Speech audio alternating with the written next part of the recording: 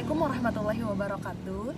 Saya Marina Yuliani dari Fakultas Ilmu Komunikasi akan mempresentasikan mengenai kredibilitas pemberitaan penanggulangan pasien-pasien virus corona di Indonesia. Analisis isi kredibilitas pemberitaan di media online Voice of America Indonesia edisi Januari 2020 sampai Maret 2020. Nah, yang selanjutnya yaitu pendahuluan. Pendahuluan ini dimulai dari kredibilitas menjadi komponen penting industri media saat ini. Namun, setelah dilakukan beberapa riset, terkadang wartawan saat ini kurang memperhatikan dan melupakannya demi mengejar aktualitas. Mengedepankan kecepatan menjadi penyebab utama lumpuhnya kredibilitas.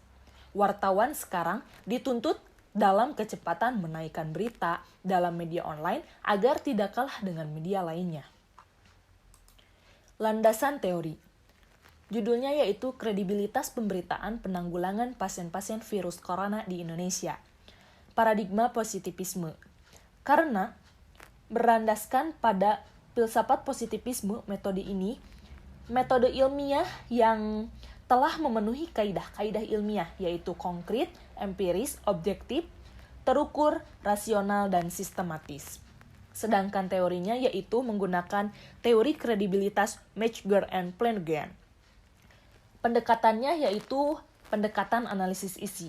Analisis isi digunakan untuk mengetahui keterangan dari isi komunikasi yang disebarluaskan melalui lambang. Yang diturunkan menjadi 4 yaitu believability, accuracy, bias, dan completeness. Metode penelitiannya, jenis penelitiannya yaitu kuantitatif. Paradigmanya tadi sudah disebutkan yaitu positivisme, pendekatannya analisis isi, dan teori kredibilitas menurut Metzger and Flanagan. Lalu populasi dan sampel. Dari 193 berita, peneliti memilih 10 berita. Dan ini beritanya. Uji validitas dan reliabilitas. Peneliti ini menggunakan validitas konstruk. Validitas konstruk melihat apakah alat ukur disusun atau diturunkan dari suatu kerangka teori tertentu. Untuk melihat apakah data yang digunakan dalam analisis isi sesuai, maka dipakai metode reliability menggunakan formula Holsti. Nah, di mana formula Holsti ini, angka reliabilitas minimum yang ditoleransi adalah 0,7 atau 70%.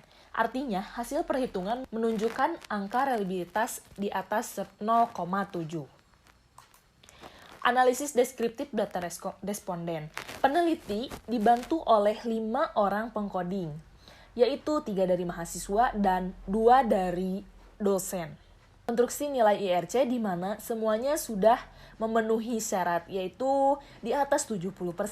Dan paling besar yaitu accuracy isi, accuracy foto, dan completeness. Hasil dan pembahasan. Yang pertama yaitu mengenai believability opinitatif. Ada 74%, maka dinyatakan lolos. Transparansi 73% dan dinyatakan lolos. Yang kedua yaitu accuracy.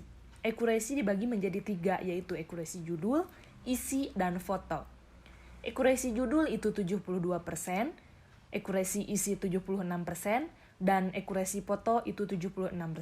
Maka accuracy dinyatakan lolos dan valid. Yang ketiga yaitu bias, cover both sides, di mana 73% dan dinyatakan valid. Yang keempat yaitu completeness.